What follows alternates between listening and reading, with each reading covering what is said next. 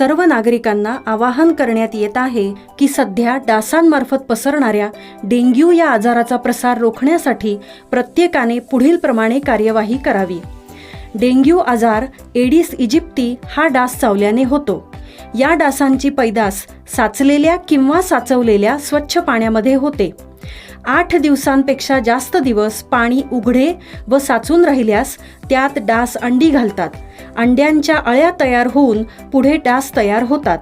यासाठी आपल्या घरातील पाणी साठे उदाहरणार्थ बॅरल्स, पिंपे, टाक्या, हौद, रांजणे इत्यादी दर आठवड्याला रिकामे करून घासून पुसून कोरडे करून पुन्हा भरावे।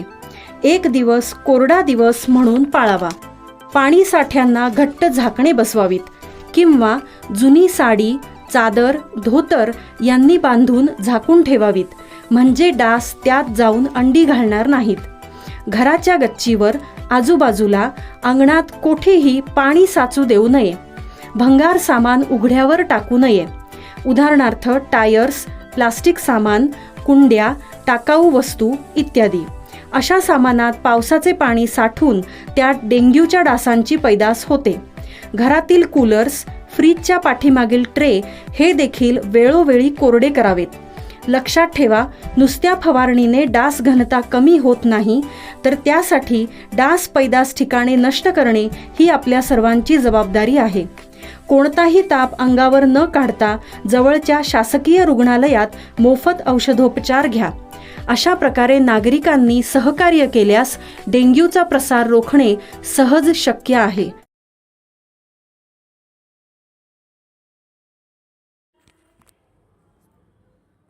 ठाणेकरांनी गेली 27 वर्षे उचलून धरलेल्या मालवणी महोत्सवातून केवळ खवय्येवानीच नाही तर कोकणातील शेतकऱ्यांनीही मदतीचा हात मिळत आहे।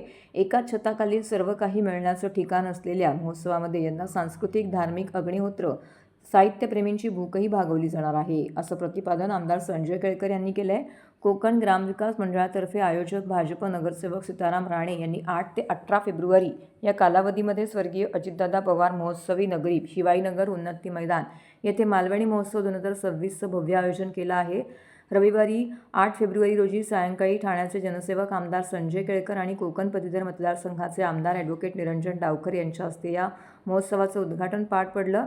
याप्रसंगी ठाणे महापालिकेचे उपमहापौर कृष्णा पाटील, भाजप गटनेते मुकेश मुकाशी, नगरसेवक अमित सरैया, प्रतिभा मडवी, नम्रता कोळी, उषा वाघ, सुरेश कांबळे, अनिता ठाकूर, दीपक जाधव, अनिता यादव, विमल भोईल, भाजप महिला मोर्चा अध्यक्ष स्वप्नाली साळवी, भाजप मंडल अध्यक्ष राकेश चौगुले, समाजसेवक डॉक्टर राजेश मडवी, जयेंद्र कोळी, विशाल वाघ यांसह अनेक मान्यवर उपस्थित होते। आमदार केळकर आणि आमदार डावकर यांनी महोत्सवात साकारलेल्या श्री गणेश मंदिरामध्ये जाऊन दर्शन घेत स्वर्गीय अजित पवार यांच्या प्रतिमेला पुष्पांजली वाहिली। त्यानंतर स्टॉलवरती फेरफटका मारत व्यावसायिक आणि शेतकऱ्यांशी संवाद साधला। यंदा प्रथमच उभारलेल्या स्वर्गीय कविवर्य मंगेश पाडगावकर साहित्य दालनाचंही उद्घाटन केलंय। यावेळी माध्यमांशी बोलताना आमदार केळकर यांनी कोकणातील व्यावसायिकांना बाजारपेठ उपलब्ध व्हावी, मालवणी कला संस्कृतीचा प्रचार आणि प्रसार व्हावा या हेतूने गेली 27 वर्ष सीताराम राणे हे सातत्याने हा मालवणी महोत्सव भरवत असून त्या आयोजकांवरून आता नगरसेवक बनल्याचं देखील त्यांनी सांगितलं। केवळ खवय्यांसाठीच नाही तर मालवणी महोत्सवातून कोकणातील शेतकऱ्यांना मदतीचा हात मिळत आहे। एकाच छताखाली सर्व काही मिळण्याचं ठिकाण असलेल्या महोत्सवात यंदा धार्मिक, सांस्कृतिक व साहित्यप्रेमींची भूकही भागवली जाणार असल्याचं केळकर यांनी म्हटलं।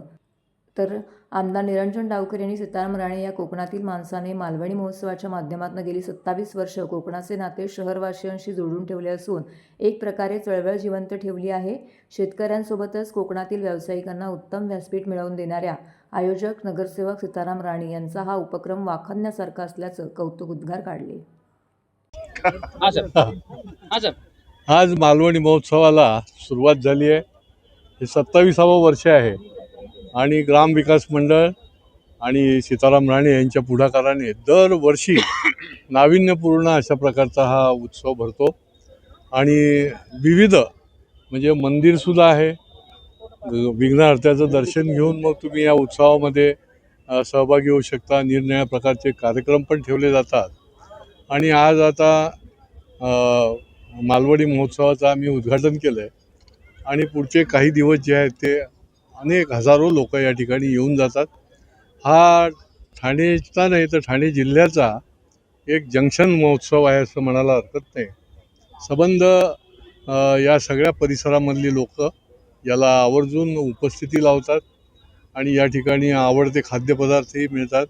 आम्ही देखील आता मोठा मासा हातात घेऊन याचं उद्घाटन केलेलं आहे आणि विविध कार्यक्रमांनी नटलेला असा हा उत्सव आहे. आता सीताराम राणे केवळ या अध्यक्ष नाहीत या कार्यक्रमाचे, तर आता नगरसेवक पण आहेत आणि त्याच्यामुळे हा डबल उत्साहामध्ये या ठिकाणी यावर्षी मालवणी उत्सव साजरा केला जातो. मी ठाणेकरांना आवाहन करेन, तसं ठाणेकर हे दर्दी आहेत. जसं त्या ठिकाणी कोळी महोत्सव सुरू आहे, तसा आजपासून या ठिकाणी मालवणी उत्सव सुरू आहे आणि ठाणेकर प्रचंड प्रमाणामध्ये या ठिकाणी आपण या ठिकाणची खाद्यपदार्थांची चव घ्या. विविध कोकणातले जे वैशिष्ट्यपूर्ण आमचे कार्यक्रम आहेत त्यालाही हजेरी लावा आणि निश्चितपणे तुम्हाला आनंद आणि उत्साह देईल आणि मिळेल असा हा मालवणी महोत्सव आहे.